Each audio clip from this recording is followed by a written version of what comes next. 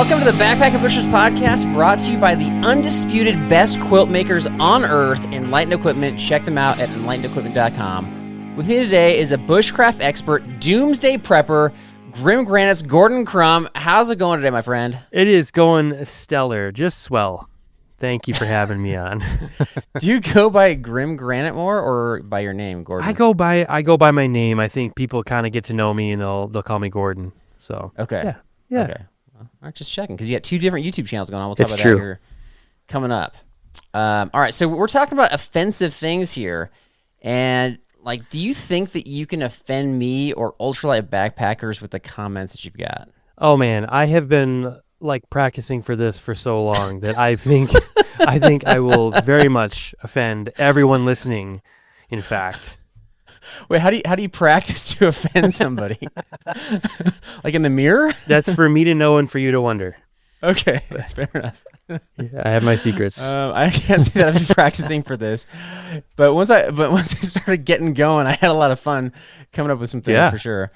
All right, our Bible verse of the episode is Proverbs 19:11. Good sense makes one slow to anger, and it is his glory to overlook an offense. Mm-hmm. So generally speaking, are you easy to offend? Yes, in fact, I am easy to offend. If you insult my video editing, then we're gonna have some words. But other than that, no, Okay. I think I'm a pretty easygoing guy. Yeah. All right. Yeah. So when you put yourself out there creatively, Yeah. and then people are kind of judgy about it, that's what bothers you the most. It can make me a little sore inside. But other than that, no, I'm pretty easygoing guy. Okay, that's good to know. So we're not going to have like a sudden halt to this episode. And by the way, if you're like, that's enough of you, and then like you click off, I'm still publishing it. Just full disclosure. That's fair. That's fair. I think we should maybe have a safe word. Okay. What's your safe word? Banana splits. Okay. Banana splits. Okay. Okay. Thank you for that. All right. So it obviously, like, you know, you're putting yourself out there creatively on a weekly basis. So have you gotten any strange comments or things that just kind of off the wall or weird? Yeah. I mean, you're going to get weirder stuff than I am with doing bushcraft stuff, I would imagine. Oh man, I get some crazy opinionated people, very, very strong opinions about bushcraft and how serious it is, and you know, it's a live or die situation. But yeah, I just got one recently, actually. Oh, here, I'll pull it up on my phone. It had me laughing because this is typical of what I'll get. Dude, you would truly have a great channel if for Introduction to Survival, you drop the music and cinematic whatever. So I don't really know what he was getting at there. But then he closes it out with, I'm going to look at your stuff and you might get a subscriber. So you got to convince them to subscribe. Yes. Like. Yeah. Like I'm hoping I get him. Sounds like your intro to your videos. He's like, just get rid of that. Yeah. And then your channel's great. I mean, apparently I have to cut out everything I love about filmmaking and making videos. Enough of this cinematography. So, Yeah, so that guy right. kind of hit at your heartstrings. It's like he was trying to offend you. Oh right? yeah, totally. Okay. I laid awake at night thinking about that. No. Okay. I mean, you don't have to share who or what, but have you gotten bothered by comments where you're like, dang, that really like cut to the core there? Usually it just has to do with my glasses. Okay. So people will, they'll say like, this guy's glasses, like he's not a real bushcrafter, or like, you look like veteran 1986 or something like that. There's a guy out there that I look quite a bit alike, a creator, and so I get that one all the time too. Yeah. Well, the glasses do become kind of a plot point in a lot of like survival type movies where it's like somebody needs their glasses and then at some point they fall off their face or get knocked off and somebody steps on them, right? And you're like, dude, how are you gonna survive now? I would have a hard time. In fact, I do pack an extra pair of glasses when I go on a long trip, just because I'm so afraid of like cracking my glasses, losing a lens, and then not being able to make it home. Okay. You know? Pro tip right there. Yeah. Do you think doomsday preppers have a spare stash of glasses for those that need them? Oh, absolutely. Yeah, Okay. I'm sure they do. But see, the thing is like your prescription changes over time, and like I don't know how if practical the apocalypse is that? happens, I mean, you're not really going to the optometrist anymore, so that's just No. kind of stuck. You're kind of screwed. Yeah. Yeah. Yep. Okay. Yep. All right. Well, we'll see how this shakes out today.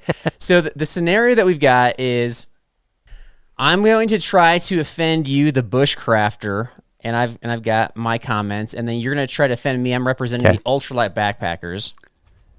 Yes. I don't know. I feel like we got to say these things with like a little edge, like a little indignation. Yeah. Like, you know, kind of just react to this and see how that goes. That's right. And then you can, you know, like we can go on the defensive. We can defend what each other's saying is nonsense and talk about it. So I love it. All right. You want to go first or you want to go second? I'm going to go first. Oh, yeah, okay. because I'm ready. I'm not firing. I am ready to go. Okay. So you probably wear Dyneema underwear, don't you?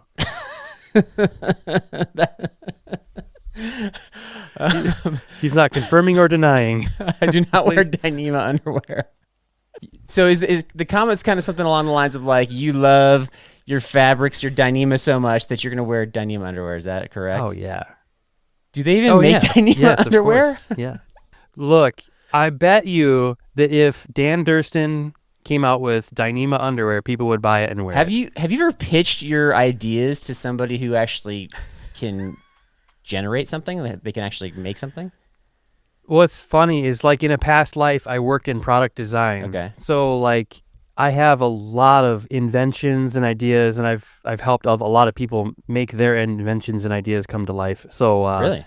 Yeah, I mean, in the outdoor space, I haven't yet, but there's going to come a day when I pitch Dyneema underwear to a clothing brand. Okay, because I'm an ideas guy, and I've pitched my crazy ideas. I don't want to get into that right now, but maybe I'll throw them out at the end, and you can tell me if they're kind of plausible or not. But I don't have Dyneema underwear, Mr. Gordon. So, and I get people. Dyneema is a game-changing fabric in the ultralight community, and but yeah, I think that Dyneema underwear.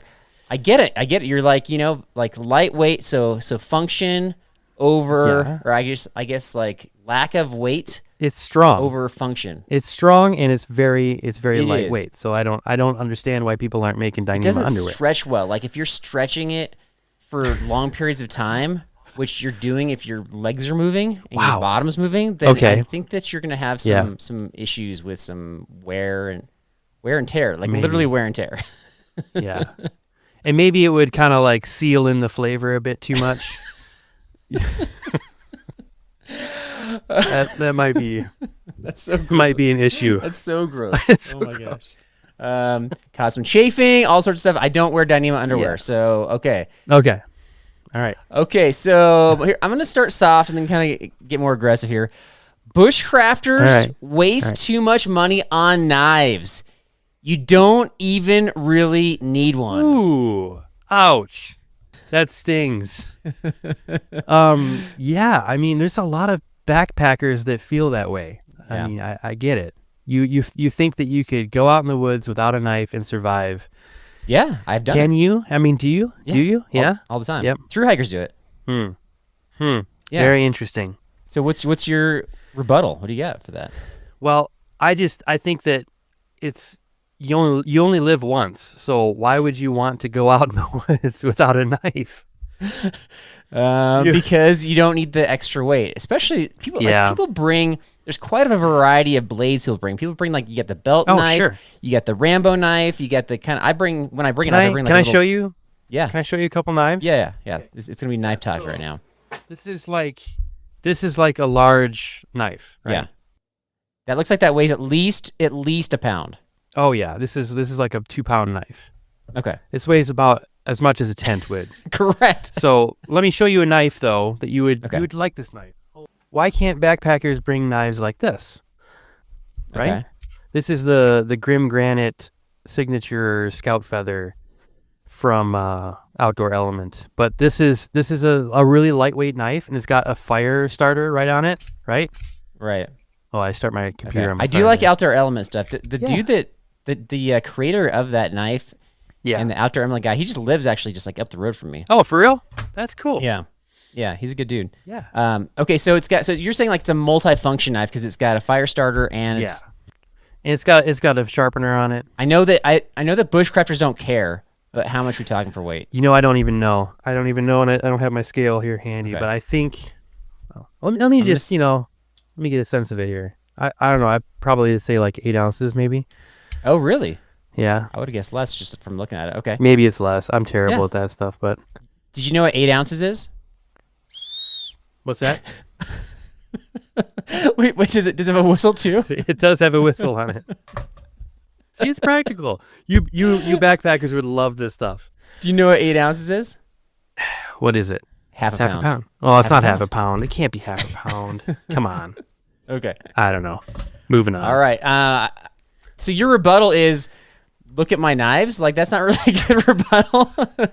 Look at my knives. Look at how wonderful. Like, you could have a life. You could experience this in your life. Yeah. No, I'm not saying that knives aren't cool and that knives don't have a use. I'm just saying that you can get by without one if you're going backpacking. That's all I'm trying to say. You can get by without one.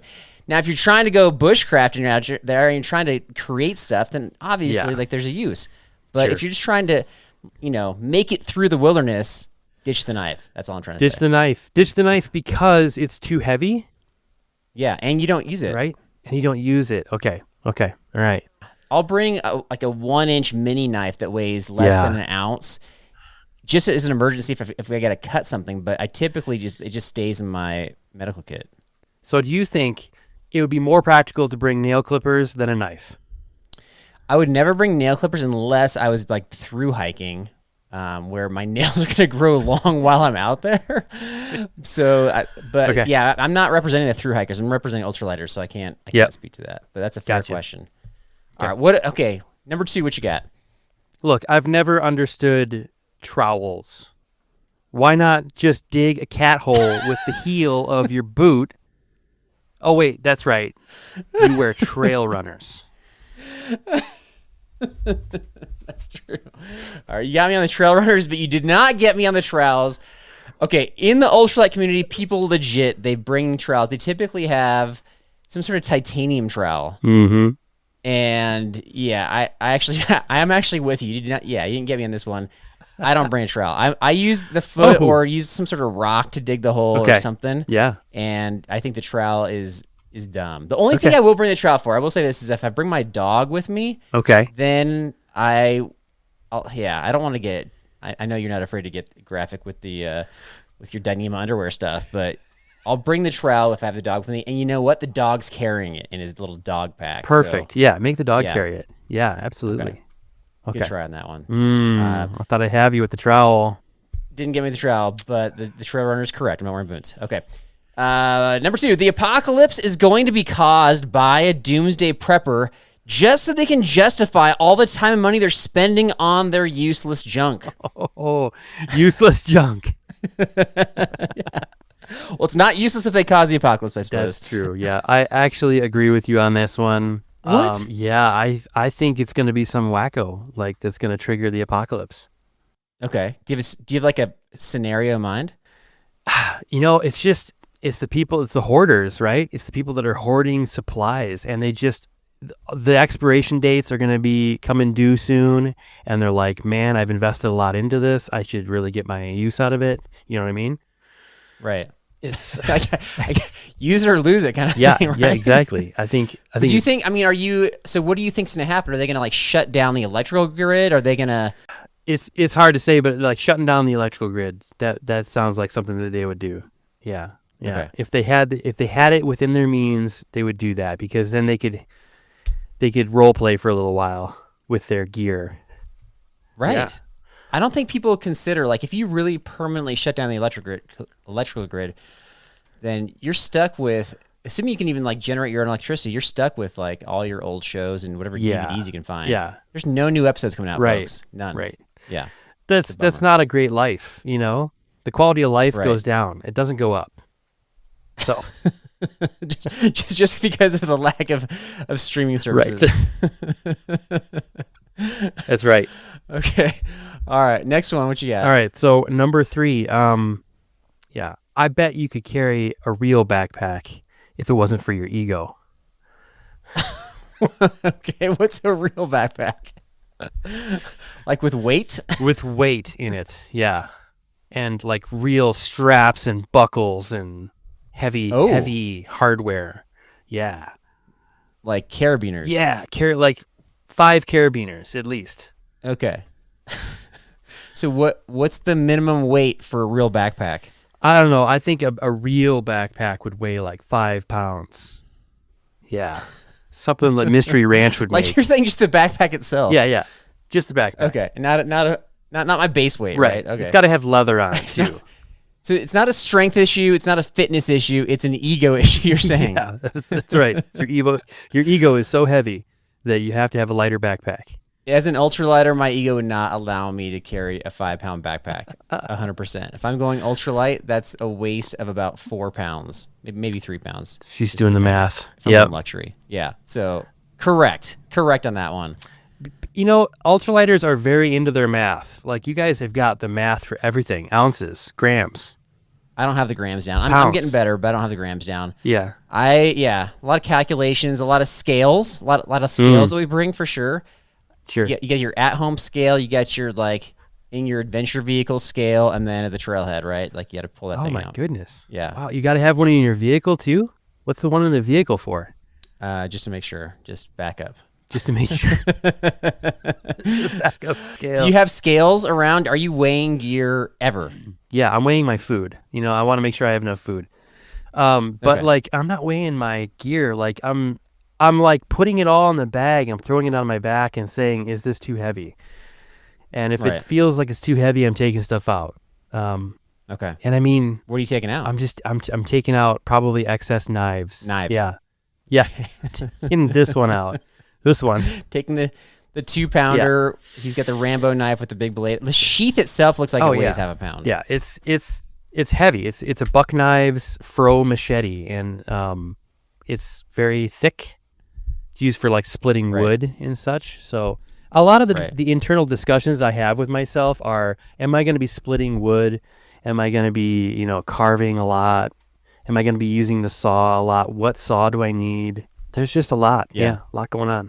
No, that's a fun discussion. I like on that show alone, they're doing all that stuff, and there's a lot of carving going on. Especially like when they get bored, they're like, "I'm gonna make a bunch of spoons." Right. And so there's just anyway. I went through a period of time when I was making spoons every time I went out on a trip, because I wanted to use my own utensils when I was out there. So yeah, it's legit. So you couldn't eat until you made your spoon then? Yes. Okay. So do you have like a stash of spoons somewhere then? I do, yeah. Yeah, I got a stash of spoons. Okay. Yep. I won't bring out the stash of spoons right now. Okay. It's too embarrassing. That's just a future video idea is just, here's the title, Look at All My Spoons. Yeah. Yeah, probably get a lot of hits. Yeah. Okay. Next one I've got is companies have been making pre-made survival shelters for years. They're called tents. Just bring a tent. Like, why are you like leaning logs and building like mini log cabins? Just bring a stinking tent. Easy. Yes. Ooh, yes. That's so true. Because it really strikes at the core of it, right? Like, absolutely. What is the point of making a natural shelter when you've got Dyneema? You could be camping in Dyneema. Right. Yeah. I get it. You can't. No response. I can't. No, because that's always the thing is like, why am I going out and subjecting myself to this stuff when I could just simply be comfortable? I could be glamping. Right. I could actually just sleep in my own bed at home, actually, and I would be more comfortable. So why are we doing this at all? Let's just stay at home. Exactly. It's type 2 fun. We enjoy discomfort. So we're going to make it as uncomfortable as possible on ourselves. We're going to sleep on pine boughs underneath a natural shelter that we've built with our own bare hands. With bugs. Around, yeah.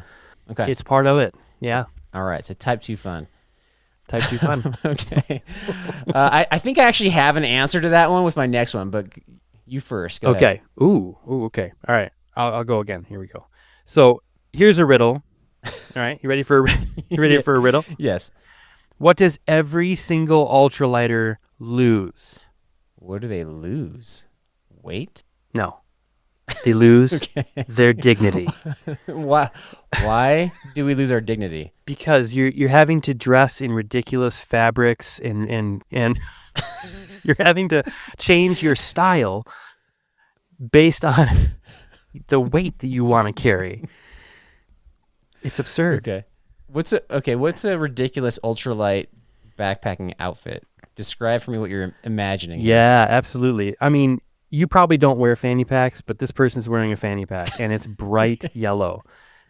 And they have blue, crinkly jacket on that's just like making all kinds of noise. Like the Sunships bag. Yep. And their pants are super, super thin and just useless. Like one thorn is going to rip it right open, right? Okay. Yeah. And they have trail runners on, of course. Of course. And they're like bright neon green. Yeah. Right. Those are all fair points. I would say the true ultralighters might even be wearing just regular road running shoes, which could still be the bright neon green. Okay. Yeah. I thought you were going to go like sun hoodie. Sun hoodies. Oh, sun hoodie. Yeah. Yeah. That's pretty stereotypical. Yeah. The fabrics for sure. You're correct on. It's kind of hard to argue that you're losing your dignity by what you're wearing. I'm not the fanny pack guy. But representing the ultralight community, it's hard to argue that point because, I don't actually get the fanny pack thing because people already have their like hip belt pockets and people are adding their shoulder strap pockets. Sure. Like, how much stuff do you need access to? That's a lot of stuff. Yeah. There's and then now there's backpacks with like bags on the front that are connected to a hip belt, and you know, it's just like, wow, how much do you really need access to? It's one more thing to lose too. I was on a backpacking trip a couple years ago, and there's a dude that brought a little fanny pack, and he took it off at this rest break, and then he just left it there. Yeah. In the fanny pack were his truck keys for getting home. And that, it's like worst case scenario right there, right? Oh my gosh. That is like my literal nightmare is losing my keys. Yeah. I'm always checking for my keys. I'm like, please don't. Are they still clipped in the pack? I'm always nervous about that for sure. Yeah. You clip them into your pack, don't you? If some of the packs don't have the little key clip, but if it has it, I clip it in there for sure. Yeah. If it requires some sort of carabiner, it's not happening, buddy. Not bringing carabiners. No, you're not going to bring 5 carabiners. I did. I don't know if you saw this, but I did a episode. It was based on a trip we went to Catalina. Was it 2 months ago? Okay. And I basically, like, all the stuff I've been making fun of for years, I brought every single piece of dumb gear to see what would change my mind. And so I had the carabiners. I was clipping the Crocs to it. I had just dumb stuff. And so having just recently brought the carabiners, it's not going to happen again. Yeah. But they're so nice though, aren't they? Like having a good quality carabiner, it just feels good. It feels important. Like if you're trying to look bushcrafty or outdoorsy, then maybe. I feel like you're old enough where you don't have anything to prove to anybody anymore. I don't. Aren't you self-confident? I am self-confident. Yes, I'm very self-confident. But I just enjoy like good quality, high quality machined metals and materials. It's all That's a personal enjoyment. That's not a requirement for ultralight backpacking or bushcrafting, or maybe it's for bushcrafting. I don't know. You're the expert. No. Okay. Next one. Here we go. Okay. All right. A little nervous on this one. Bushcrafters are just LARPers with fake survival scenarios. Oh yeah. That's a good one. That's a good one. Yep. LARPers is live action role play. People typically dress in some sort of medieval outfit and have swords and stuff. Yeah. But this is a different version, right? It is 100% accurate though. Like what? You are right. It's completely offensive and true, and that's what makes it offensive. It is so true. 99% of the survival community and bushcraft community were just role playing. It's a hobby, but you can't say that otherwise you're gonna get lambasted. But you just said it, and we're publishing this. I did. I know. I'm that guy. I'm gonna say it. I'm gonna be the one to say that it's all LARPing. Okay. And, you know, like you were just practicing for a scenario that's never gonna happen, but it's fun. There is a fun element to it, and fun's okay. Yeah, fun's okay. But Mine connects. So, like, because of that, that's why you would not bring the tent, is because it's just like a LARP survival scenario. Yeah. And as a result, that's why people don't want it to be LARPing. They want it to be real. That's why they're going to cause the apocalypse. Yes. That's really, isn't that really the only plausible real situation, other than maybe like Castaway, where you're just like, you survived a plane crash, you're the only one, and there happened to be an island nearby? Yeah, for sure. Like, or because like, are you really going to get lost for weeks at a time? Right. Like, with all of your bug out bag, with your 100-pound bug out bag? Yeah. Most people don't have the fitness level to carry the gear that they have in their bags.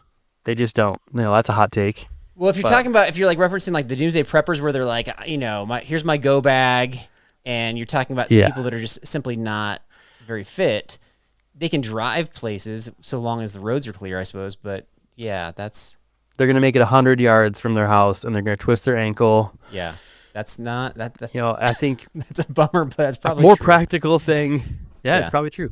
I think a more practical thing would be to like work on your fitness, make sure that you're hiking a lot, and that you can actually carry that kind of weight, and use the supplies that you're using. Yeah. And if you want to like hunt and trap, and you have those skills, then that fitness plays a role in that as well. So, yeah, sure, 100%. Yeah. Okay. I thought hot take. I thought I was gonna get a strong reaction. Not in agreement with that one. All right, what do you have? One more? I got all kinds of them, man. I got all kinds. Let's see what I got here. Okay, I got to make it a good one. I can probably do two more. Okay. So if we're gonna do two more, then I'm gonna save that one for the end because it's pretty brutal. Here's a thought. Okay. Instead of buying a carbon fiber bidet, how about paying for some therapy? Do they even make carbon fiber bidets? There you go. There's another one. Let's go. Let's make it. Okay, there you go. Another idea. I guarantee you, if you made a carbon fiber today, you make some cash on that. I'm gonna do it. I got a 3D printer. Do you? Can it print carbon fiber? Yeah. Oh yeah. Oh my gosh. I got a bunch of it right now. I could do it. I'm gonna totally do it. Dude, totally carbon fiber. I'll pump it up on the show, and if there's a link I can provide for people, then I'll provide it. Like in future episodes, free sponsorship carbon fiber bidet. Yeah. Good stocking stuffer right there. Yeah.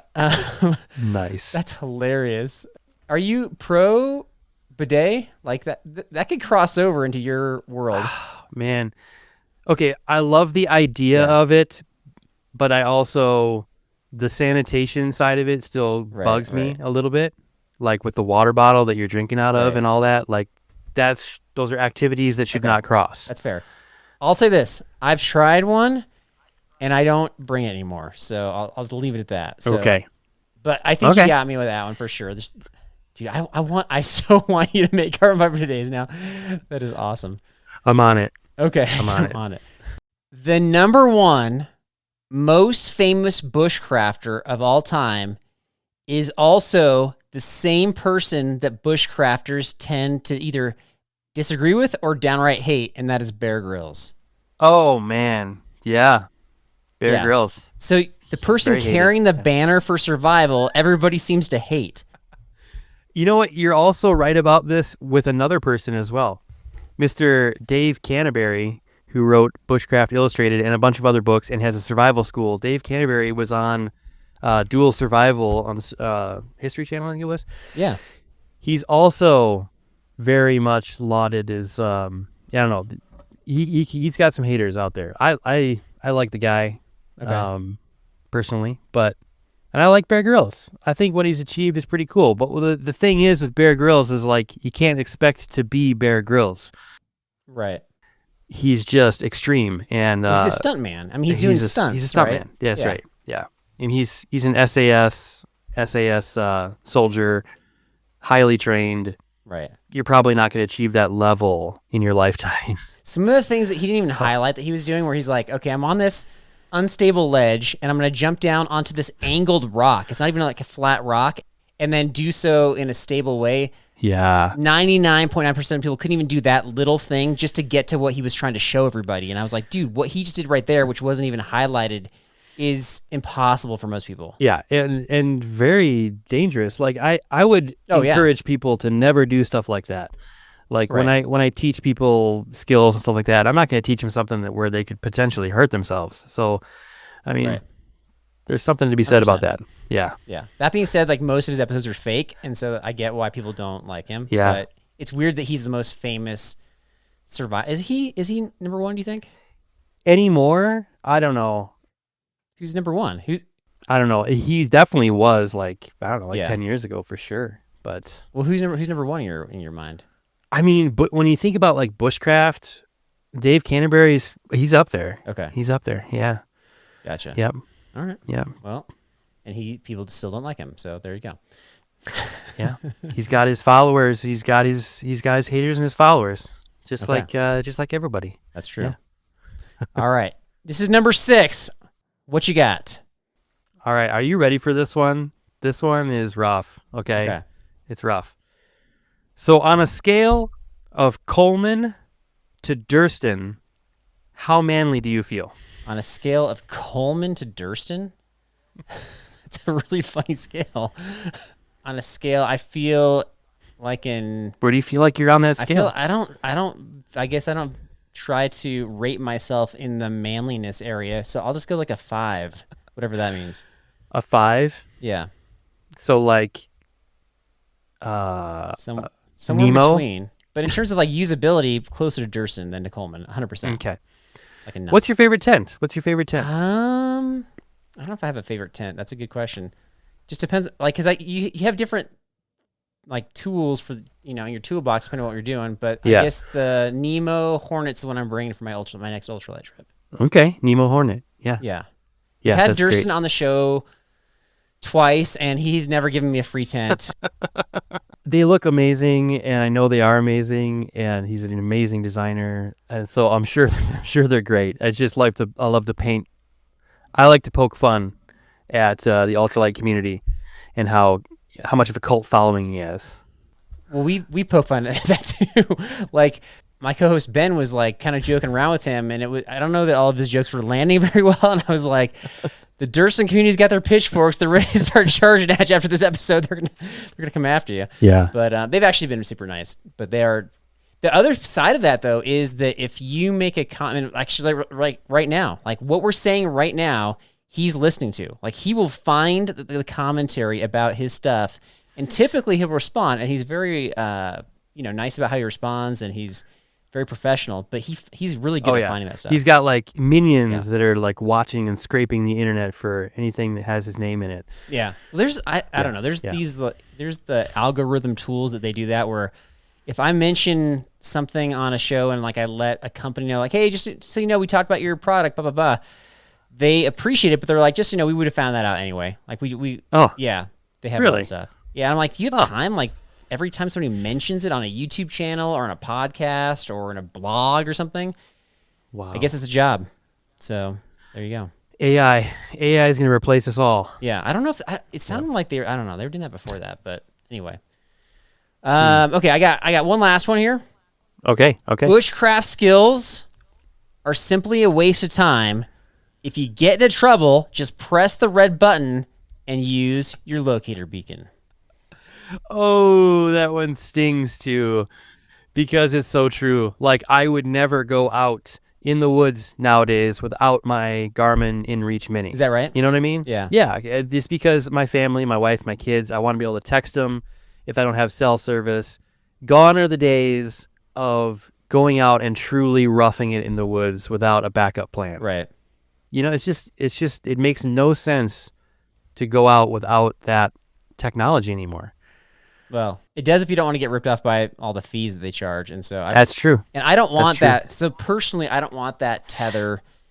I don't want to have the ability to text back home. The reason I'm going out there is to get away from that stuff, and so I have this like mental battle of when I'm going to bring it and when I'm not going to bring it, and obviously with the family I'm bringing it, but other than that, I'd prefer not to personally. Yeah, so, that's wild. Yeah. I love that. I love that there's different viewpoints on that matter. That's great. Yeah. Yeah. All right. So if you are an ultralight backpacker, did Gordon offend you? If you're a bushcrafter, was I able to offend you? What do we miss? What commentary should we have mentioned? I thought, I'll be honest, I thought you were going to talk about two areas. I thought you were going to talk about base weight, and I thought you were going to talk about hammock camping. I thought those were going to come up. Yeah, those are so... That's a trope that's just been overdone, I feel like. Fair. Yep. Okay. Yep. All right. I've got Who's Offended trivia for you coming up right after this. All right. Who's Offended trivia. All right. So before we jump into this, I've got... I always want to put something on the line here. So I will send you your favorite freeze-dried meal, bushcraft food, snack, whatever, if you can get 2 out of 3 correct. Nice.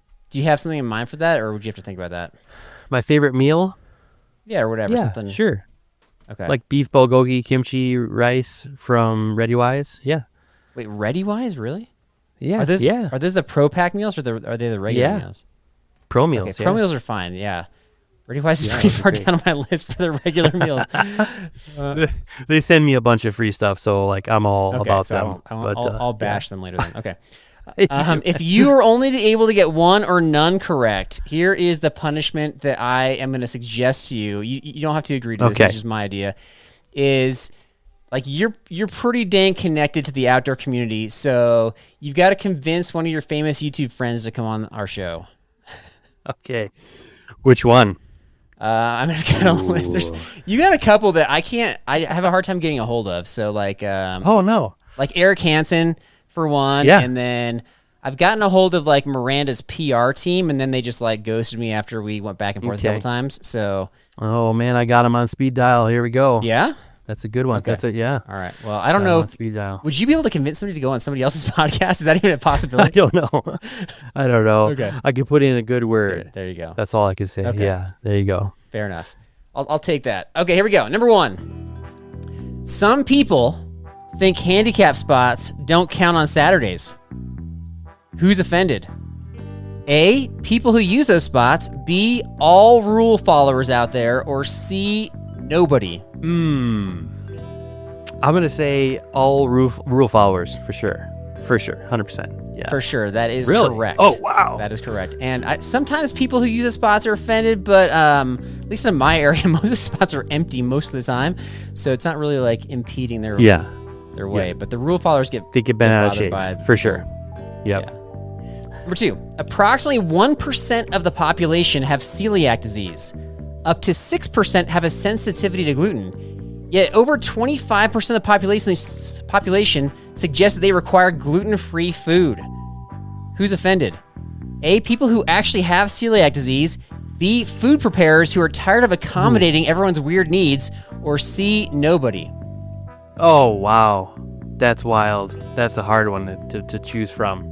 I'm going to say A, people with celiac. The celiac, I have not, if you can defend your answer, I'll accept it, but I have not come across anybody who has celiac disease who's bothered by everybody who's like, I'm gluten-free too. Like, they're typically like bros or sisters. Yeah. They're like, we're gluten-free together. That's true. Yep. Okay. Yep. I will concede that. Mm-hmm. I think we live in a society now where we have so many different food accommodations that nobody's really offended at this, except for probably me, where I don't know even if I'm offended. I'm more just like curious, like, really? This many of you really have, like, I don't, like, percentage-wise, it doesn't make sense. I'm just kind of more curious, I guess. Yeah, interesting. Yeah. Okay. Adding tension to the last one, you got to get this one right. Oh, boy. Number 3, when a new lane opens at a grocery store and the cashier doesn't signal who should join their lane, there's typically somebody from the back of the line who aggressively goes first. Who's offended? A, the lackluster cashier. B, everyone in front of the rude customer. Or C, nobody. Oh, everybody in front of the rude customer. Everybody, for sure. Yes. Why does this still happen? Who is this person? Why does it still happen? I know, yeah. And it's just like a basic human contract, a social contract. You just don't do that, man. Right. Yeah. So, I don't know. What's weird is it's not the same person. It's not like some young punk. It's not some old crotchety person. It's not some middle-aged person who's in a hurry. It's not a man or a woman. It's like somebody different every single time. It's really weird. Yeah, for sure. So, anyway. All right. You passed. Who's offended trivia? Congratulations.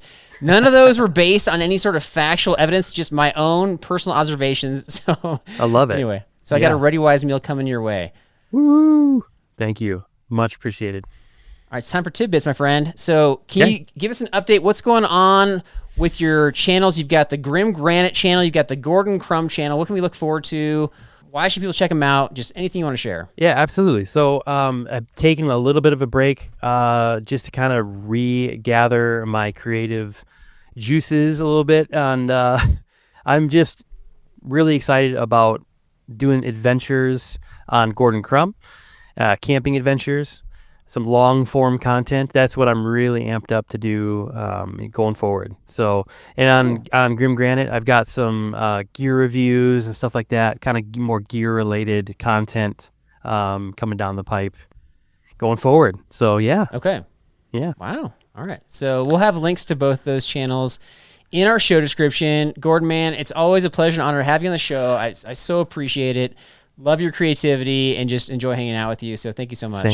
Same here. Thank you so much for having me. It's fun. Absolutely. All right, everybody. Have a great weekend. God bless.